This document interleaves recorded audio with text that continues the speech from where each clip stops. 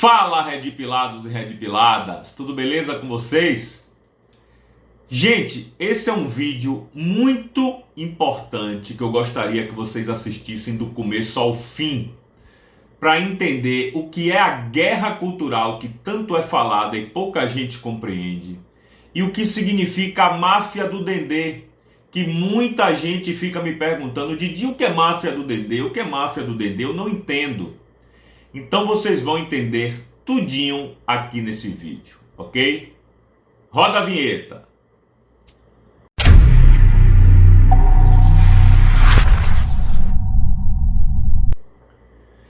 Bem, Red Pilados e Red Piladas, para explicar a vocês o que é a máfia do Dendê, como ela surgiu, porque isso já tem décadas, eu precisei fazer uma pesquisa na internet. E me deparei com um texto absolutamente maravilhoso, que é o texto que eu vou ler para vocês aqui, e vocês aí vão tirar as suas próprias conclusões. Mas neste texto fala tudinho o que é a máfia do Dendê, quem controla, por que é que eles ganham dinheiro e o que é que acontece com as pessoas que são contra eles, ok? Então prestem atenção nesse vídeo que é muito interessante. Esse texto é de 2002, então você tem que entender que é um texto de 20 anos atrás, ok? Então tenha isso em mente quando você começar a escutar o que eu vou ler para vocês agora. Paulo Francis chamava de máfia do Dendê os baianos que gostam de cantar na televisão. É a turma encabeçada por Caetano, disfarçada de liberal e intelectual, que controla a produção de música brasileira e apoia Antônio Carlos Magalhães, naquela época. Ninguém ousa desafiá-los, não tem espaço se for músico e perde o emprego se for jornalista. É um esquema canalha e corrupto, mas nunca discutido, um método grotesco de promoção da mediocridade que afoga a criatividade e cala a resistência.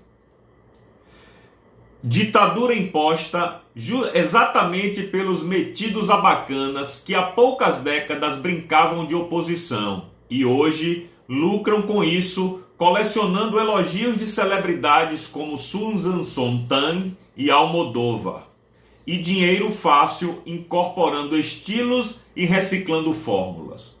Uma moleza. Mas não é, na verdade, só de moleza que eles gostam. Caetano, por exemplo, em 1993, quando um jornalista foi procurá-lo em Londres para uma entrevista, quando comemorava 25 anos de exílio, foi curto e grosso, só concederia a entrevista em troca de uma coisa, e vocês sabem bem qual é. O homem saiu correndo e quase perdeu o emprego por causa disso. É assim que funciona. A máfia do Dendê também tem os seus métodos próprios de tortura, que são indiscutivelmente piores do que muitos aplicados pelas ditaduras comunistas.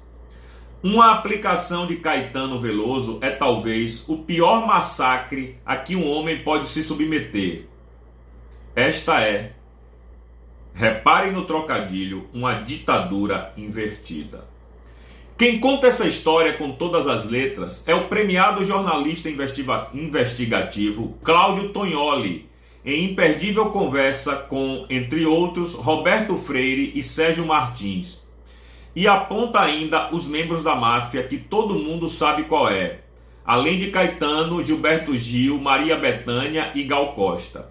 Não precisava nem dizer exatamente os mesmos, que ontem no Ibirapuera reuniram mais de 100 mil pessoas embaixo de chuva. E por quê? Porque ninguém resiste à persistente propaganda, há semanas em cadernos culturais, da volta dos doces bárbaros. Doces bárbaros, muito mais bárbaros do que doces, ao que parece. Essa patrulha nojenta encontra na imprensa brasileira um único opositor, segundo Tognoli, Luiz Antônio Giron, o homem que mais entende de música, mas seu empenho solitário dificilmente será suficiente. A máfia do Dendê abafa com facilidade ruídos dissonantes. e com insistente promoção cativa novas gerações que mereceriam em 2002 coisa melhor ou no mínimo diferente do que seus pais há 3 décadas tiveram. A doutrinação que começa na escola com Caetano elevado a poeta erudito e passa pela imprensa como se fossem eles expoentes do bom gosto, está na hora de acabar. Essa ditadura está longa demais. Cansou. A máfia do Dendê volta a assaltar os cofres públicos. 2011, por Janer Cristaldo. Na Folha de São Paulo, edição de ontem, 16/3, Mônica Bergamo publicou uma dessas notícias cujos protagonistas prefeririam não ver na imprensa. A cantora Maria Bethânia conseguiu autorização do Ministério da Cultura para pegar R$1.300.000 e criar um blog. A ideia é que o site O Mundo Precisa de Poesia traga diariamente um vídeo da cantora interpretando grandes obras.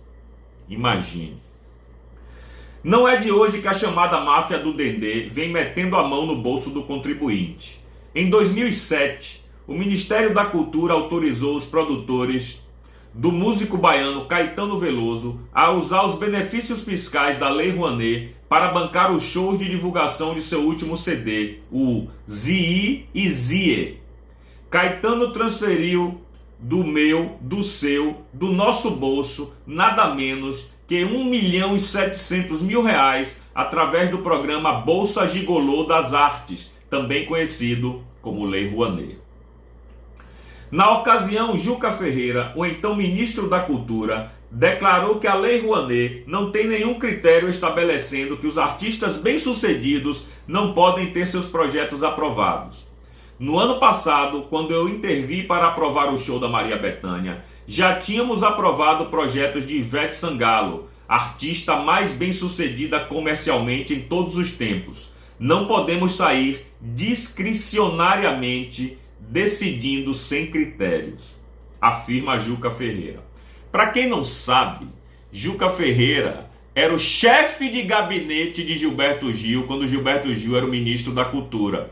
Aí Gil saiu da Cultura e colocou esse elemento, Juca Ferreira, que é tão baiano quanto eu e quanto o ministro Gilberto Gil. Só um adendo para vocês. Em 2006, a irmã do irmão já recebera R$1.800.000. Outra contemplada com o Bolsa Gigolô das Artes foi a empresa da cantora Ivete Sangalo, que captou R$1.950.650,84 para realizar 6 shows em Recife, Manaus, Salvador, Florianópolis, Vitória e Brasília. Como disse um jornalista na ocasião, a princesinha da Axé Music, Ivete não ficou bem na foto ao ser pilhada nessa história. Logo ela, que vivia na cozinha de ACM e passou a ter as benesses do Ministério da Cultura no governo do PT. Não ficou bem na foto, mas levou a grana, isso é o que importa. Em 2009, foi a vez do ex-ministro Gilberto Gil ser contemplado com R$445.000 pelo Bolsa Gigolô das Artes para a realização do DVD Gil Luminoso, sobre a sua trajetória artística. Eita Brasil generoso! Nesse país, até vaidades pessoais merecem o patrocínio do Estado, desde que o pavão seja amigo da corte, é claro. Na ocasião, disse o secretário executivo do Ministério, Alfredo Manevi, o dinheiro público não se justifica porque aumenta a possibilidade de atender a quem não tem acesso a esse tipo de show. Não, o dinheiro público se justifica porque aumenta a possibilidade de atender a quem não tem acesso a esse tipo de show. Não há problema em um artista consagrado receber recursos públicos desde que isso se converta em benefícios para a população. Como se uma ode a si próprio feita pelo capo baiano trouxesse algum benefício para a população.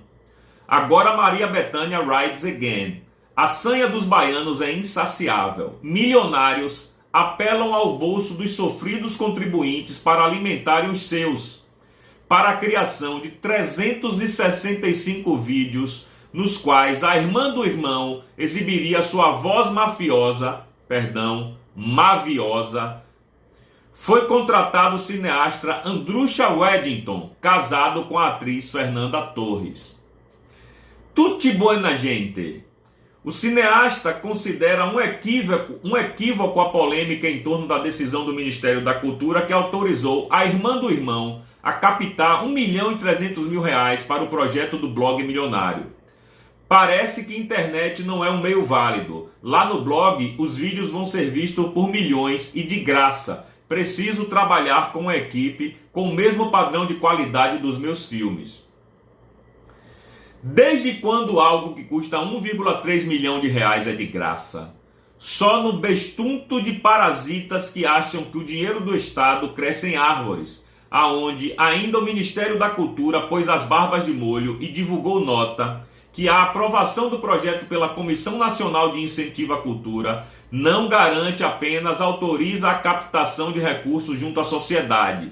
Os critérios da comissão são técnicos e jurídicos. Assim, rejeitar um proponente pelo fato de ser famoso ou não configuraria óbvia e insustentável discriminação.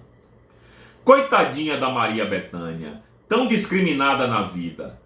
Algumas vozes de CAP menores já surgem em defesa da máfia do Dendê, alegando que renúncia fiscal não é dinheiro público.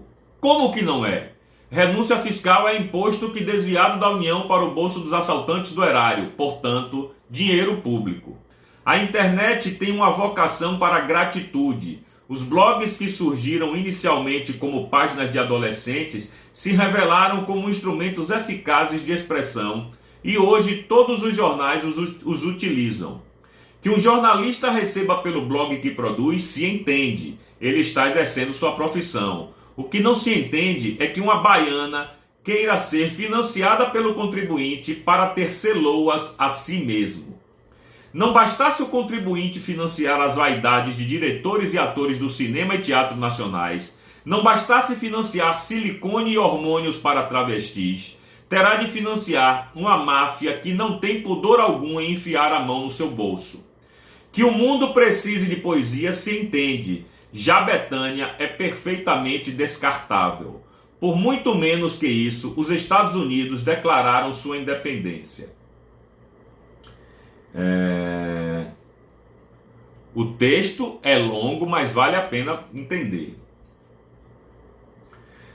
Tem mais um tempero nessa história aí. Os vídeos serão produzidos pela Conspiração Filmes, que tem como sócio fundador o Lula Buarque de Holanda, que é sobrinho da ministra Ana de Holanda. Nada de espantar. Pilger. La família com sono grande. O Ministério da Cultura, o dileto dos comunistas, sempre foi ocupado por il capo di tutti capo, no caso, a irmã do stalinista Chico Buarque de Holanda. Na Itália, a máfia é iniciativa privada, mais honesta. Não usa o Estado para locupletar os bolsos. Dona Dilma sequer tem 100 dias de governo e já tem corrupção das gordas em seu ministério. Voltando à vaca fria, o Ministério da Cultura é tão pródigo que já nem sabe com qual mão dá milho aos porcos. Leio na Folha de São Paulo de hoje, na nota em que a assessoria de comunicação do Ministério da Cultura tenta explicar a falcatrua da musa da máfia do Dendê. Estava escrito que o projeto de Bethânia, aprovado para captação pela Lei do Audiovisual, havia sido aprovado pela Comissão Nacional de Incentivo à Cultura. Acontece que a comissão só analisa projetos que se utilizam da Lei Rouanet. Na verdade, a grana foi subtraída do bolso do contribuinte através da Lei do Audiovisual, que é gerida pela Ancine. Os assessores de imprensa do MINC redigiram a errata na noite de anteontem. Mudam as moscas. O subtrato emético, aquele continua o mesmo. A roubalheira é tamanha que o MINC já nem sabe quais armas usou no assalto. O cineasta Andrusha Weddington, responsável pela produção de vídeos da máfia do Dendê, deixou claro que já tinha perdido a paciência. ou os estribos. Parece que eu estou roubando alguém, disse. Claro que está. Por que raio usar o contribuinte de arcar com o financiamento de uma cantora de sucesso? Costumo afirmar que no Brasil, quando se puxa um fio de meada, vem um novelo junto. Bethânia teve liberados 1,3 milhão de reais para seu projeto, dos quais 600 mil iriam para sua modesta poupança. No prazo de um ano, isto dá 50 mil reais por mês, bolo de cédulas de fazer inveja até a deputados ou senadores corruptos.